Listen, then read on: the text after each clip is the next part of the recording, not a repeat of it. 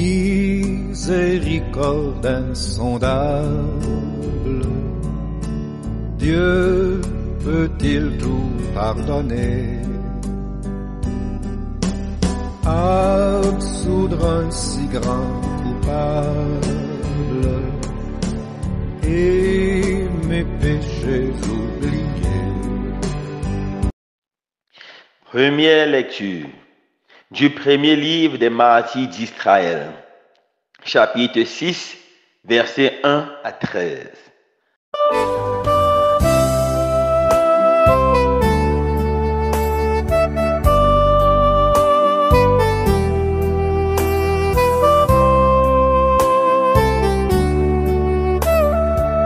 En ces jours-là, le roi Antiochus parcourait le haut pays. Il apprit alors qu'il y avait en Perse une ville, Élémaïs, fameuse par ses richesses, son argent et son or. Son temple extrêmement riche contenait des casques en or, des cuirasses et des armes laissées là par Alexandre, fils de Philippe et roi de Macédoine, qui régna le premier sur les Grecs. Antiochus arriva et il tenta de prendre la ville et de la piller, mais il n'y réussit pas parce que les habitants avaient été informés de son projet. Ils lui résistèrent et livrèrent bataille, si bien qu'il prit la fuite et battit en retrait, accablé de chagrin pour retourner à Babylone. Il était encore en Perse quand on vint lui annoncer la déroute des troupes qui avaient pénétré en Judée. Lysias, en particulier, qui avait été envoyé avec un important matériel, avait fait demi-tour devant les Juifs.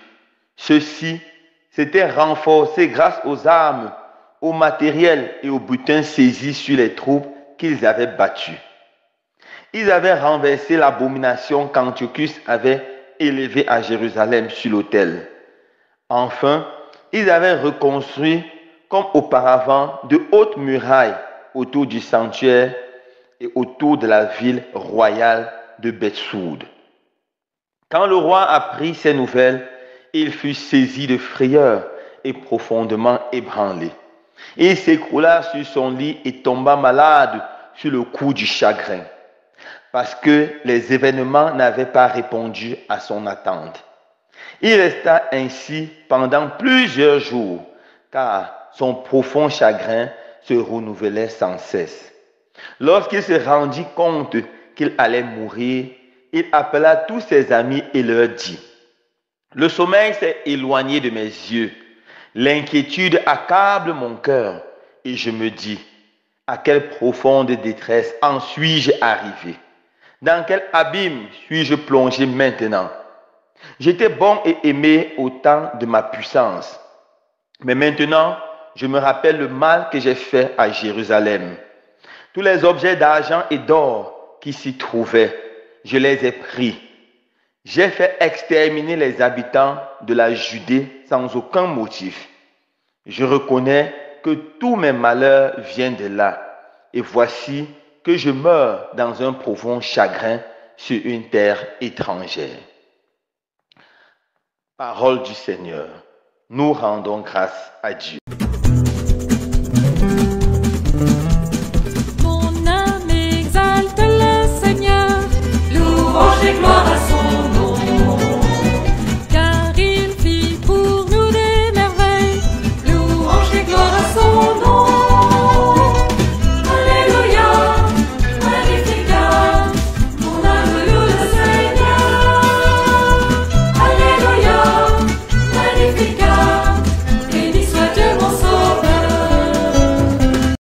Frères et sœurs bien-aimés, dans la première lecture de ce jour, l'auteur du livre des Maccabées ou des martyrs d'Israël nous raconte la fin de ce roi Antiochus, ce roi grand et puissant qui a tellement torturé les habitants d'Israël, qui a réussi avec sa force à conquérir le monde et qui s'est fait craindre par les hommes et qui s'est fait même adorer comme un Dieu. Mais, comme nous dit le psaume, aussi longtemps qu'elle dure, toute vie doit finir. Et la première lecture de ce jour nous parle de la fin de cet homme extrêmement puissant, extrêmement méchant et extrêmement orgueilleux. Qu'est-ce qui se passe? Antiochus était un homme toujours avide de richesses. Il était tellement riche, il avait tellement conquis des peuples, volé, pillé leurs richesses, mais il en avait encore besoin. L'amour de l'argent est une maladie. Il entend parler d'un royaume qui se nommait Élimaïs, extrêmement riche, et qui avait un temple rempli d'or, de cuirasses en or, rempli d'argent, d'armes, et tout cela avait été déposé dans ce royaume par Alexandre, le grand conquérant qui a bâti l'empire grec. Et il désire aller dans cette ville, détruire cette ville et piller son temple, emporter toutes ses richesses. Mais les habitants sont informés et ils résistent puissamment contre Antiochus. Finalement, en danger, il est obligé de battre retrait et de s'enfuir. Il va triste. C'était la première fois de sa vie qu'il fait face à un échec. Ça l'affaiblit psychologiquement. Alors qu'il est encore en chemin, il entend des nouvelles qui viennent de Judée. Deuxième échec. Son armée a tombé devant Mattathias et ses frères qui ont réussi à vaincre son armée, repousser son armée, reconstruire le temple de Jérusalem, reconstruire les murailles et détruire l'abomination de la désolation qu'il avait plantée dans le temple de Jérusalem. L'idole qu'il avait mis là-bas pour qu'on l'adore par cette idole. Quand il entend cela, il est ébranlé totalement. Ces deux mauvaises nouvelles le brisent totalement et il tombe malade. Il pense à ça et son chagrin fait que sa maladie va de mal en pire, de pire en pire. Et finalement, il est au seuil de la mort. Au seuil de la mort, il appelle ses amis et il fait une dernière confession avant de mourir. Suivez ce qu'il dit. Le sommeil s'est éloigné de mes yeux. L'inquiétude accable mon cœur. Et je me dis, à quelle profonde détresse en suis-je arrivé? Dans quel abîme suis-je plongé maintenant? J'étais bon et aimé au temps de ma puissance, mais maintenant, je me rappelle le mal que j'ai fait à Jérusalem. Tous les objets d'argent et d'or qui s'y trouvaient, je les ai pris. J'ai fait exterminer les habitants de Judée sans aucun motif. Je reconnais que tous mes malheurs viennent de là. Et voici que je meurs dans un profond chagrin sur une terre étrangère. Oui, le chagrin l'écrase. Il meurt dans le chagrin sur une terre étrangère. De la mort de ce roi horrible, nous pouvons tirer 4 petites leçons qui peuvent nous accompagner et nous aider. Première leçon, vanité des vanités, tout est vanité. Mes frères et sœurs bien-aimés, l'Ecclésiaste a raison de nous le dire. Tout est vanité. Nous allons chercher or, argent, nous allons construire maison, immeubles, nous allons entasser, amasser, compte en banque sur compte en banque. Mais un jour viendra où nous devrons mourir et laisser tout à une autre personne. Peut-être cet argent que nous allons tuer pour avoir, pour entasser, ces immeubles que nous allons tuer pour construire, vont être la source de divisions et de haine dans nos familles, comme beaucoup de familles que je connais, qui sont détruites à cause de l'héritage laissé par les parents. Mes frères, en amassant, rappelons-nous que vanité de vanité, tout est vanité. Tout va passer et tout va passer. D'où la nécessité pour nous d'apprendre à nous attacher sur la seule chose qui reste. Et cette chose qui reste, et cette valeur qui reste, c'est une personne, c'est Jésus. Jésus de Nazareth. Accrochons-nous sur Jésus car c'est lui seul qui reste. Fondons nos familles sur Jésus. Apprenons la crainte de Dieu à nos enfants et ils seront unis. Aucun bien ne les séparera. Apprenons la crainte de Dieu autour de nous et le monde ira bien. Car vanité des vanités, tout est vanité. Le roi Antiochus s'est rendu compte de cela à la fin de sa vie. Et c'est dans la souffrance, le chagrin qu'il a accepté cela. C'est pour ça qu'il est mort comme un petit chien loin de chez lui. Deuxième leçon, tout le mal que l'on fait aux autres finit toujours par nous écraser dans ce monde et dans le monde à venir. Attention mes frères et sœurs bien-aimés au mal que nous faisons aux autres. Mensonges, diffamation, meurtre, assassinat, calomnie.